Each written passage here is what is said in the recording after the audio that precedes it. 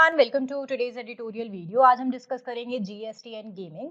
This was recently in editorial and बहुत सारे news GST council ने जो नए चेंजेस किए हैं उसके बारे में न्यूज़पेपर्स में थे, और स्पेसिफिकली गेमिंग इंडस्ट्री पे जो नए टैक्स स्लैब्स आए हैं और टैक्स रेट्स इंप्लीमेंट किए गए हैं वो थोड़ा सा कंट्रोवर्शियल हो गया था, और उसके एसोसिएटेड चैलेंजेस क्या हैं, डिफरेंट गेमिंग इंडस्ट्री के जो स्टेक होल्डर्स हैं उन्होंने क्या कहा है।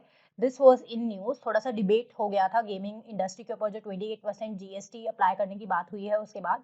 सो आज वो समझेंगे बेसिकली कि गेमिंग इंडस्ट्री क्या है, नए टैक्स किस तरह से अप्लाई होंगे और उसके साथ चैलेंजेस क्या हैं, गेमिंग इंडस्ट्री इंडिया के लिए कितनी इम्पॉर्टेंट है, और कैसे जो गेमिंग मार्केट है इंडिया में एक्सपैंड कर रही है, क्या उसकी वैल्यूएशन है वो क्यों इम्पॉर्टेंट हो जाती है, और क्या सही में गेमिंग ऐसी इंडस्ट्री है जो बहुत सारा एम्प्लॉयमेंट जनरेट कर रही है और मनी जनरेट कर रही है या नहीं इंडिया में, वो डिस्कस करेंगे।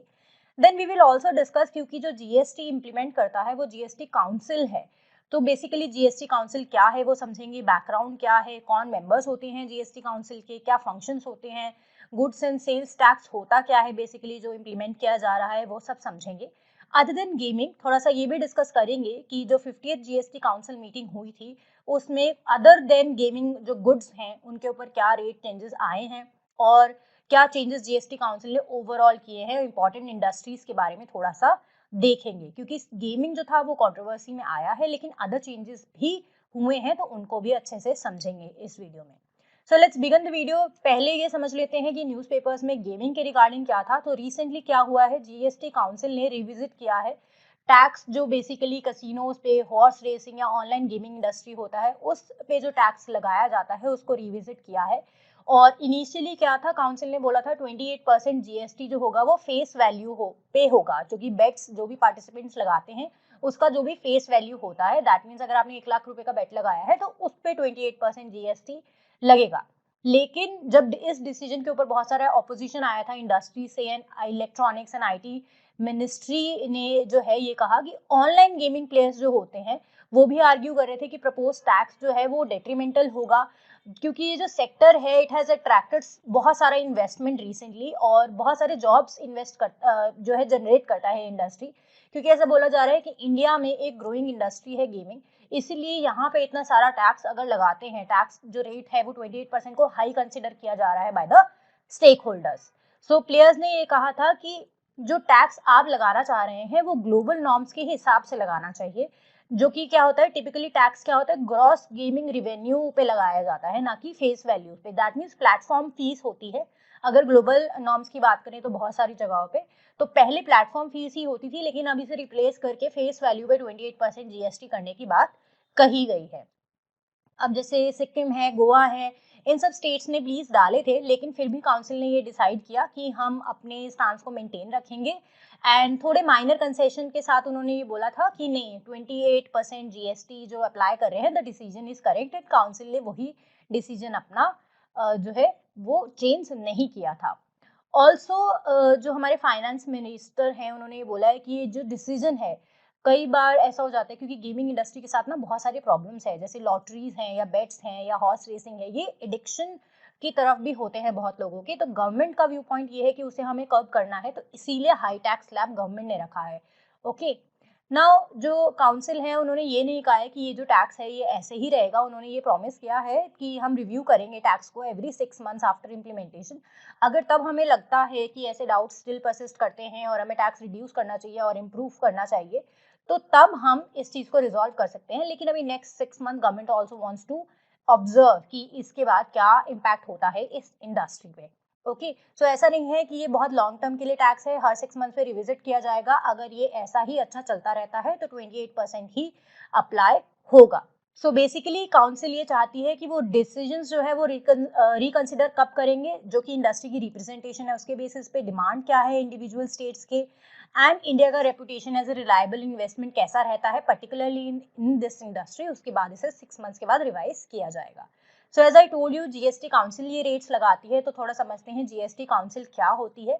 जीएसटी काउंसिल एक कॉन्स्टिट्यूशनल बॉडी है, आपको हमेशा याद रखना है कि नॉन कॉन्स्टिट्यूशनल कॉन्स्टिट्यूशनल बॉडीज में अंतर होता है, और जीएसटी काउंसिल की जब हम बात करते हैं तो वो कॉन्स्टिट्यूशनल बॉडी है, और उसकी प्राइमरी रिस्पॉन्सिबिलिटी की अगर बात करें तो वो जो है रिकमेंडेशंस प्रोवाइड करता है, जो भी मैटर होते हैं गुड्स एंड सर्विसेज टैक्स के इंडिया में उसकी इम्प्लीमेंटेशन से रिलेटेड जितना भी काम है वो करना जीएसटी काउंसिल की रिस्पॉन्सिबिलिटी होती है। अब ये बनाया किस आर्टिकल के तहत गया है, क्योंकि हमने बोला कॉन्स्टिट्यूशनल बॉडी है, इसका मतलब कॉन्स्टिट्यूशन में इसका मेंशन रहेगा, एक पर्टिकुलर आर्टिकल होगा जिसके तहत ये कॉन्स्टिट्यूशनल बॉडी बनाई गई है। इसका मतलब ये है कि हम अगर बात करें आर्टिकल 279A क्लॉज 1 की, तब ये वाला जो आर्टिकल है इसके तहत जीएसटी काउंसिल जो है वो बनाया गया था और प्रेसिडेंट ऑफ इंडिया ने बनाया था, अप्रूवल दिया था तभी बन सकता है, वरना नहीं बन सकता था। अगर बैकग्राउंड की बात करें तो गुड्स एंड सर्विसेज टैक्स जो है वो जब 122nd अमेंडमेंट बिल जो है वो पास हुआ था दोनों हाउसेस में 2016 में, उसके बाद आया था। दैट मीन्स जीएसटी की अगर बात करें, जीएसटी रिजीम स्टार्ट हुई थी 2016 में ये एक्ट होने के बाद। ओके, एंड 15 इंडियन स्टेट्स ने रेटिफाई भी किया था ये बिल एंड स्टेट असेंबलीज ने रेटिफाई किया था, उसके बाद ही प्रेसिडेंट का असेंट मिला था और जीएसटी फोर्स में आया था। दैट मीन्स 2016 में पार्लियामेंट ने पास किया, दैट फिर प्रेसिडेंट का असेंट के लिए स्टेट्स ने रेटिफाई किया, उसके बाद ये जीएसटी रिजीम आया था और तभी जीएसटी काउंसिल बनी हुई थी। Now let's talk about the member of the GST council. So अगर बात करें तो जो चेयरपर्सन होता है वो यूनियन फाइनेंस मिनिस्टर होता है and he is a member also. Then other members की बात करें तो union minister of state in charge of revenue या फाइनेंस जो होता है वो भी मेंबर होते हैं। Then nominated ministers in charge of finance and taxation या कोई भी any other minister from each state जो है वो मेंबर होता है। बेसिकली बात करें तो जीएसटी काउंसिल जो है वो एक गवर्निंग बॉडी है ऑफ जीएसटी जिसके 33 मेंबर्स होते हैं, जिसमें से 2 मेंबर्स जो होते हैं वो सेंटर के होते हैं, 31 members are from 28 states and 3 union territories with legislation. And vice chairman की अगर बात करें तो वो मेंबर्स ही डिसाइड करते हैं काउंसिल के। ओके, तो इट इज नॉट कि कोई एक particular union minister vice chairperson होता है, नहीं, वो it is decided by the members of council from the states. And chairperson of the central board of excise and customs which is CBEC as a permanent invitee होता है, जो कि non voting होता है, दैट मीन्स वोटिंग राइट नहीं है to all the proceedings. That means CBEC के जो चेयरपर्सन होते हैं वो सारी मीटिंग्स जो जीएसटी काउंसिल की होती है वो अटेंड कर सकते हैं।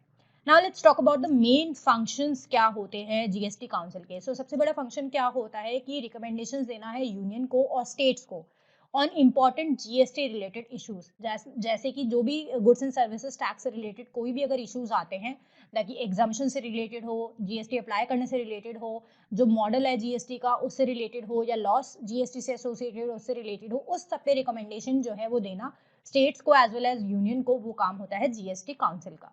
अदर देन दैट जो सेकंड मेन फंक्शन है वो होता है जो रेट स्लैब्स होते हैं, टैक्स रेट्स जो स्लैब्स होते हैं जीएसटी के, वो डिटरमाइन करना भी जीएसटी काउंसिल का ही फंक्शन होता है। अभी हमने इतना बात करा कि जीएसटी काउंसिल है, जीएसटी बिल के रेट्स जो है वो डिसाइड करती है। जीएसटी जो है basically goods and sales tax होता है। थोड़ा समझते हैं वो बेसिकली क्या होता है।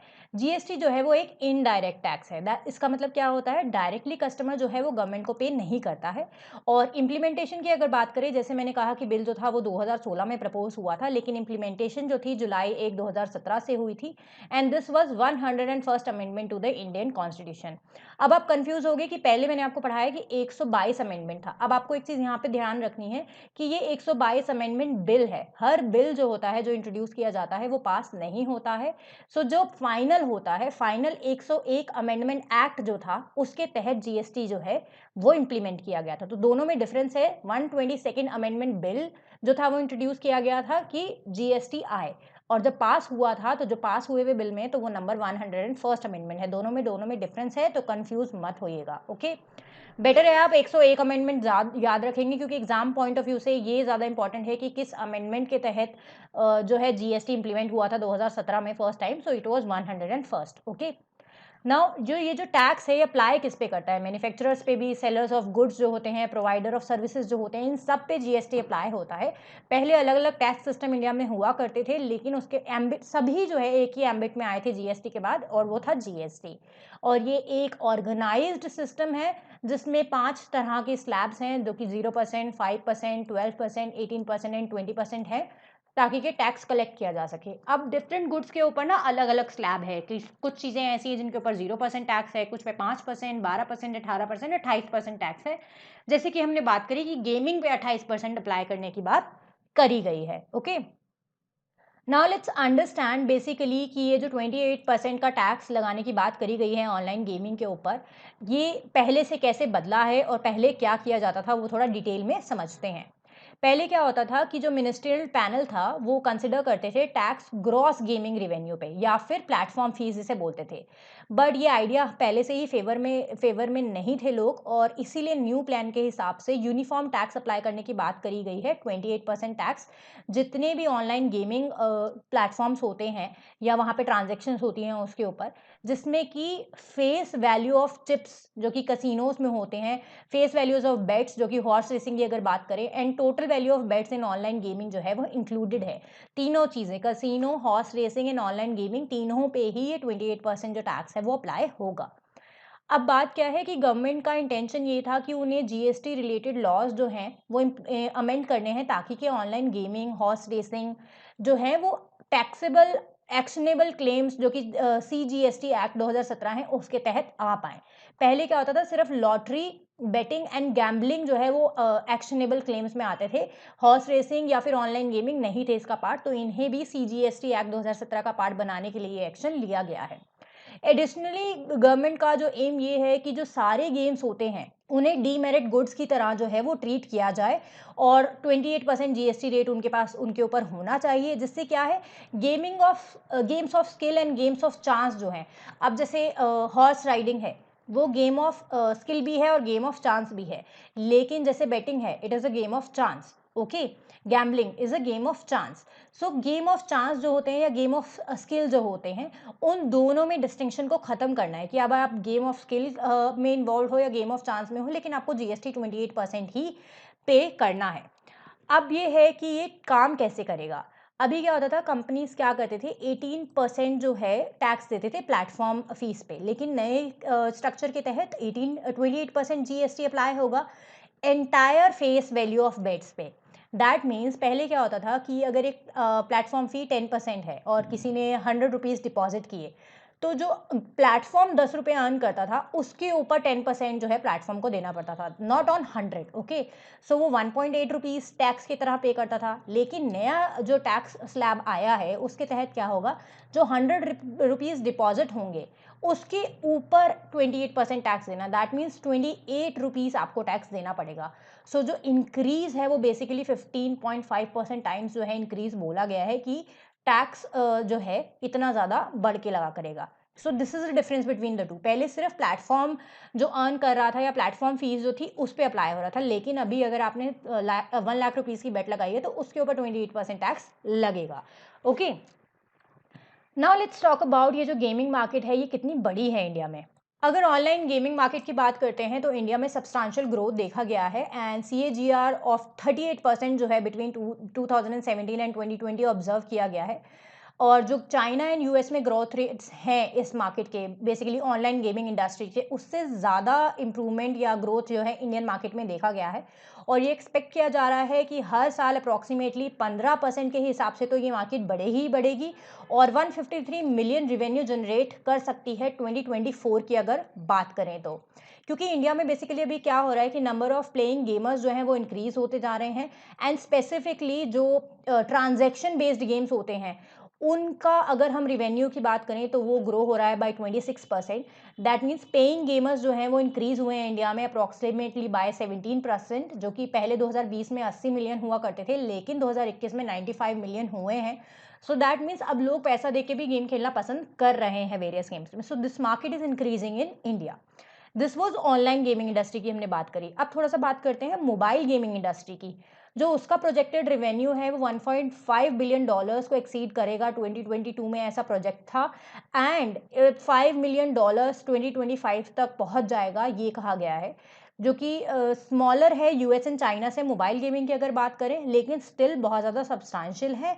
एंड अब जो पहले इंडिया में गेमिंग का, मोबाइल गेमिंग का साइज़ था उसको ट्रिपल साइज़ तक पहुंच जाएंगे हम 2025 तक, ऐसा कहा जा रहा है, okay. So this is about what is the industry in India, how it is improving in India. So इसीलिए इस इंडस्ट्री से टैक्स जो है बहुत ज़्यादा अट्रैक्ट करने की बात सरकार को लगता है, और ये थोड़ा एडिक्टिव इंडस्ट्री है तो उसे भी कंट्रोल हम टैक्स ज़्यादा रखने से कर पाएंगे। अब इस जो नया टैक्स स्लैब आया है उससे कौन अफेक्ट होने वाला है, जैसे कि आप लोगों ने बहुत ज़्यादा सुना होगा ड्रीम 11 जो एक ऐप होती है, उस पे आप ऐसे बेट्स वगैरह लगा सकते हो, खेल सकते हो, ओके।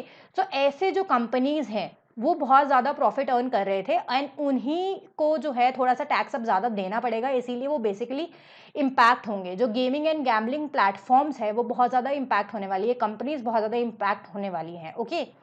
अब जो कंपनीज़ हैं बेसिकली उनका क्या स्टांस था ये जो 28% टैक्स जो है लगाया जा रहा है जीएसटी उसके बाद। सो कंपनीज़ ने ये कहा था, स्ट्रॉन्ग ऑपोज़िशन जो है गवर्नमेंट डिसीजन को दिखाया है। इन्होंने बोला ऑलमोस्ट 1000% इंक्रीज़ जो है टैक्सेशन में आपने कर दिया है, which is unconstitutional, irrational and harmful and potentially क्या होगा, इंडियन गेमिंग इंडस्ट्री में डाउनफॉल आएगा और जॉब लॉसेस भी इसकी वजह से हो सकते हैं, ऐसा गेमिंग कंपनीज़ ने कहा है।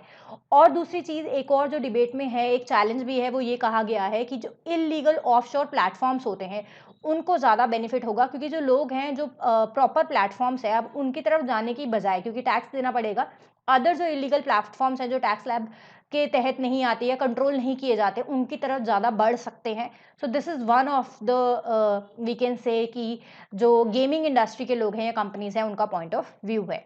लेकिन गवर्नमेंट का क्या इंटेंशन रहा before applying this higher slab of tax on online gaming, क्योंकि गवर्नमेंट ये कहते हैं कि जो इम्पोज करेंगे अगर हम higher tax on online gaming, इससे क्या होगा, जो मॉरल कंसर्न्स है अबाउट इट वो एड्रेस होंगी। गैम्बलिंग को एक्सेसिव इंकरेजमेंट नहीं मिलेगा क्योंकि एक स्पेक्यूलेटिव और एडिक्टिव एक्टिविटी है, उसको थोड़ा कंट्रोल करना बहुत ज़्यादा ज़रूरी है। इश्यूज ऑफ एडिक्शन एड्रेस होंगे जो कि चिल्ड्रन में या टीनेजर्स में नहीं आने चाहिए बेसिकली। सो स्ट्रिक्ट रेगुलेशंस होने की वजह से, जिसकी स्ट्रिक्ट रेगुलेशंस की बहुत ज़रूरत है, उसका एक पार्ट हायर टैक्स भी है and they are based necessary based on your age, income etcetera. तो जितना ज़्यादा टैक्स रहेगा उतना ज़्यादा थोड़ा-सा डिस्करेज होगा लोग कि एडिक्शन की तरफ ना बढ़ें। सो this is the point of view of the government and इसकी वजह से क्या जो एडवांटेजेस हैं गवर्नमेंट को लगता है, जो न्यू टैक्स आने की वजह से क्या होगा, थोड़ा ट्रांसपेरेंसी मेंटेन होगा in the online gaming industry, जो कि अभी तक थोड़ा लैक करता है। देन जो एडिक्शन है अमंग चिल्ड्रन वो कब हो पाएगी एंड जो जीएसटी पेमेंट्स है वो बढ़ेंगे तो सरकार की इनकम भी बढ़ेगी। अगर इन द एंड ये जो मोटिव है कि एडिक्शन कम करना है, लेकिन उसके बावजूद जो लोग हैं वो बढ़ते ही हैं ऑनलाइन गेमिंग इंडस्ट्री में, तो दैट मीन्स कि वो हायर टैक्स भी फिर पे कर सकते हैं। जो ऐसी इंडस्ट्रीज़ होती हैं जो थोड़ी एडिक्टिव होती हैं, सिमिलरली अगर आप ऑब्ज़र्व करो, जैसे टबैको इंडस्ट्री है या जैसे सिगरेट्स होते हैं या टबैको होते हैं, इन सब पे ना टैक्स हमेशा ज़्यादा होता है। लेकिन क्योंकि इनकी डिमांड जो है कभी कम नहीं हुई है generally because of the rates, तो गवर्नमेंट हमेशा इनके ऊपर टैक्स ज़्यादा रखती है। क्योंकि सेम मोटिव रहता है कि इनकी एडिक्शन एंड जो लोग खरीदते हैं, उनको थोड़ा डिस्करेज किया जा सके कि महँगा है तो मत खरीदो। Okay, so this is the same point of view applied to this industry also. लेकिन इस डिसीजन के साथ बहुत सारे इश्यूज भी हैं, जैसे कि क्रिटिक्स ने आर्ग्यू किया है कि इंटायर गेमिंग इंडस्ट्री को ऐसे ट्रीट करना जैसे गैम्बलिंग को ट्रीट किया जाता है, वो कॉन्ट्रडिक्ट करता है सीजीएसटी एक्ट 2017 को। Okay, so again they are saying कि games of chance and skill को जो है आपको मर्ज नहीं करना चाहिए, जो कि गवर्नमेंट ने किया है। And non skilled based games जो होते हैं उनको गेम ऑफ चांस के साथ इक्वेट नहीं करना चाहिए, ये भी एक आर्ग्यूमेंट दिया गया है। देन उन्होंने क्या किया है कि जो इंक्रीज टैक्स है उसकी वजह से ऑनलाइन कंपनीज जो हैं, गैम्बलिंग कंपनीज जो हैं, वो बहुत हार्म होगी, जिसकी वजह से जो इलीगल गैम्बलिंग प्लेटफॉर्म्स है वो इनकरेज होंगे और उनकी बहुत ज़्यादा ग्रोथ होगी। सो वो एक बहुत बड़ा अलग इशू हो जाता है। दूसरा ये कहा गया है कि आर्टिकल 14 जो है कॉन्स्टिट्यूशन का, उसके उसको ऑफेंड करता है एंड डिस्करेज करता है फॉरेन इन्वेस्टमेंट को, क्योंकि ऑफशोर गैम्बलिंग साइट्स जो हैं वो एनकरेज होंगी और जो डोमेस्टिक मार्केट है उसको बहुत इम्पैक्ट करेगा। सो उससे टैक्स लॉसेस होने के बहुत चांसेस हैं, ऐसा कहा जा रहा है। Okay, so these are the 4 main issues associated with this decision. Now other than this, जो 50th जीएसटी काउंसिल की मीटिंग हुई थी which was headed by union finance and corporate affair minister Nirmala Sitharaman, and उसमें क्या हुआ था, सिर्फ गेमिंग के ऊपर टैक्स रेट्स की बात नहीं हुई थी, बहुत सारे और चेंजेस किए गए थे, तो थोड़ा-सा उनको भी समझते हैं। So now let's talk about कि जीएसटी रेट्स जो है अदर देन गेमिंग किन गुड्स के ऊपर चेंज हुए हैं। अगर हम अनकुक्ड और अनफ्राइड स्नैक पैलेट्स की बात करें, तो पहले उन पे 18% जीएसटी होता था, लेकिन अब 5% स्लैब में उन्हें डाल दिया गया है और जो जीएसटी पेमेंट्स हैं पहले के, उन्हें रेगुलाइज़ किया जाने की बात करी गई है। देन एक क्वारजीवा मेडिसिन है, जो कि it will be exempted from IGST and it will be provided for imported क्वारजीबा medicine for personal use also. And medicine and food for special medical purposes की अगर बात करें तो आईजीएसटी एग्जाम्पशन इनके ऊपर भी एक्सटेंड करी गई है एंड एग्जाम्पशन जो है will also apply to FSME imported by centres for excellence of for rare diseases or recommended institution. Then raw cotton की अगर बात करें तो सप्लाई ऑफ रॉ कॉटन जो है, जिसमें काला कॉटन भी आता है, by agriculturist to cooperatives will be taxable under reverse charge mechanism and issued related to the past periods जो है वो रेगुलराइज किए जाएंगे. देन इमिटेशन जरी थ्रेड जो होता है या यान जिसे बोलते हैं, वो आपका जो है उस पर जीएसटी रिड्यूस किया गया है. पहले 12% था, 5% किया गया है.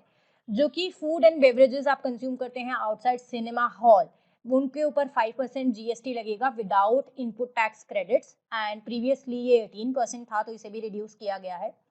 यूटिलिटी व्हीकल्स जो होते हैं उनका entry 52B in the compensation cess notification will be amended to include all utility vehicles that means specified parameters. That means अब सारी यूटिलिटी व्हीकल्स जो कि कुछ पैरामीटर्स हैं उन्हें आप सेटिस्फाई अगर करते हो तो 52B में डाले जाएंगे. देन एलडी स्लैग, जो एलडी स्लैग है उसके ऊपर भी जीएसटी कम किया गया है. पहले 18% था, अब 5% कर दिया गया है.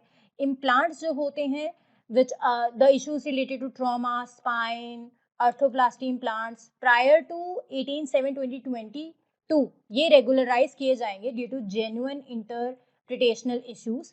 देन फिश सॉल्युबल पेस्ट जो होते हैं, पहले 18% था, उसके ऊपर जीएसटी 5% किया गया है. डेसिकेटेड कोकोनट जो है उससे रिलेटेड जितने भी इश्यूज थे उन्हें रेगुलराइज किया जाएगा due to genuine interpretational issues. Then tobacco products की अगर बात करें, अर्लियर देन 31 मार्च 2023 जो भी रेट एप्लीकेबल था, it will be notified for the levy of compensation cess on pan masala, tobacco products etcetera, where it is not legally required to declare the retail sale price. Then banks की बात करें तो उन्हें IGST से exemption दिया गया है. RBL bank, ICBC bank, they will be included in the list of specified banks eligible for IGST exemption on imports of particularly gold, silver and platinum. Then जो plates and cups made of areca leaves होते हैं, then issues related to these plates and cups made of erica leaves prior to 1st 10/2019 they will be regularized. and biomass briquettes जो होते हैं उनके भी जो issues prior to 1/7/2017 to 12/10/2017 ये भी रेगुलराइज किए जाएंगे. अदर देन दिस क्या चेंजेस आए थे? एग्जाम्पशंस फ्रॉम जीएसटी की अगर बात करें तो जीएसटी काउंसिल ने एग्जाम किया है कैंसर रिलेटेड जो ड्रग्स हैं उन्हें जीएसटी से, मेडिसिन फॉर रेयर डिजीजेस को, food products for special medical purposes, इन सबको जीएसटी से एग्जाम किया गया है. एक जीएसटी एपिलेट ट्राइब्यूनल जो है वो बनाया गया है. एंड ये क्या करेगा? ये बेसिकली जो एग्जामिन करेगा proposal from states to establish 50 benches of GST appellate tribunals in the country also. That means 50 branches भी बनाए जाएंगे एंड जितने भी प्रपोजल्स आते हैं उन्हें ये एग्जामिन करेगा. Initial bench will be set up in state Capitals and locations जहाँ पे हाई कोर्ट की बेंचेस हैं ऑलरेडी, वहाँ पे इनिशियल स्टेज में जो है ये सेटअप किए जाएंगे. देन जीएसटी नेटवर्क और पीएमएलए जो है, that means prevention of money laundering act जो है, उसके तहत क्या जो कंसर्न्स है वो रेज हुए हैं जीएसटी के ऊपर, वो बात कर लेते हैं. कुछ स्टेट्स हैं उन्होंने अपना क्रिटिसिज्म जो है एक्सप्रेस किया है regarding the recent decision to bring GST network under the preview of PMLA. That means recently क्या चेंज आया था कि जो जीएसटी नेटवर्क होता है, जिसे जीएसटीएन भी बोलते हैं, उसे prevention of money laundering act के प्रीव्यू में लाया गया था. सो उसके ऊपर क्रिटिसिज्म जो है हमने देखा है. एंड इट इज़ जो ऑलरेडी है वो एडमिनिस्टर करी जाती है बाय ईडी. नाउ स्पेसिफिकली अगर बात करें तो तमिलनाडु ने पर्टिकुलरली आर्ग्यू किया है दैट इन दिस इंक्लूजन ये जो है कॉन्ट्रडिक्ट करता है टैक्स पेयर के इंटरेस्ट को, और जो जीएसटी ऑफेंसेस को डीक्रिमिनलाइजेशन का जो ऑब्जेक्टिव है उसे भी ये जो है कॉन्ट्रडिक्ट करता है. हालांकि रेवेन्यू सेक्रेटरी ने ये श्योर किया है कि ये जो डिसीजन है it was in line with the requirements of financial action task force. And ED ने भी clarify it has also been clarified, जो ईडी है it will neither receive not provide information from the GSTN and the notification is aimed at empowering tax authorities, ताकि ये वो tax evasion and money laundering को combat कर सके. सो दोनों तरफ से आप देख सकते हो कि ऑपोजिशन भी है, लेकिन गवर्नमेंट का पॉइंट ऑफ व्यू थोड़ा सा डिफरेंट है, ताकि के वो चाहते हैं कि tax evasion and money laundering के ऊपर और ज़्यादा स्ट्रिक्ट अथॉरिटीज होनी चाहिए. That is why it has been included. लेकिन certain states are saying that it contradicts the interests of your taxpayers as well as the objective of decriminalizing GST offenses. So basically this was all about जो GST की 50th council meeting हुई है and the changes आए हैं उसके बाद. 50th GST council meeting के बाद। एंड स्पेसिफिकली जो कंट्रोवर्शियल रहा एक सेक्टर, गेमिंग सेक्टर, उसके सारे डिटेल्स हमने इस वीडियो में समझे हैं। आई होप आपको ये इशू जो है बहुत अच्छे से क्लियर रहा होगा। एंड आपको एक चीज़ याद रखनी है कि कई बार जैसे ये जो चेंजेस हुए हैं, इनके नाम आपको पता होने चाहिए कि किस में डिक्रीज आया है या किस में इंक्रीज आया है। भले ही आप टैक्स स्लैब्स अगर आपको याद नहीं रहते हैं, लेकिन आपको नाम फिर भी पता होने चाहिए कि कहाँ कहाँ जीएसटी रेट्स चेंज हुए हैं, क्योंकि प्रीलिम्स में बहुत बार आ जाता है। ओके, एंड ओवरऑल आपको पता होना चाहिए कि इकोनॉमी पे कैसे इम्पैक्ट करने वाला है, किस सेक्टर पे। जैसे जिस सेक्टर में टैक्स इंक्रीज होंगे, उस सेक्टर में थोड़ा सा जीएसटी पेमेंट्स तो बढ़ेंगे, लेकिन वहाँ के जो लोग हैं, जो मैन्युफैक्चरर्स हैं या बायर्स हैं, वो इम्पैक्ट होने वाले हैं। या जहाँ घटा है तो वहाँ कैसे बेनिफिट्स होने वाले हैं, ये चीज़ें आपको बहुत क्लैरिटी से आनी चाहिए। तो आई होप आपको जीएसटी ऑन गेमिंग अच्छे से समझ आया होगा और जो डिफरेंट टैक्स रेट्स हैं वो समझ आए होंगे। सो this is it for today's video. Thank you.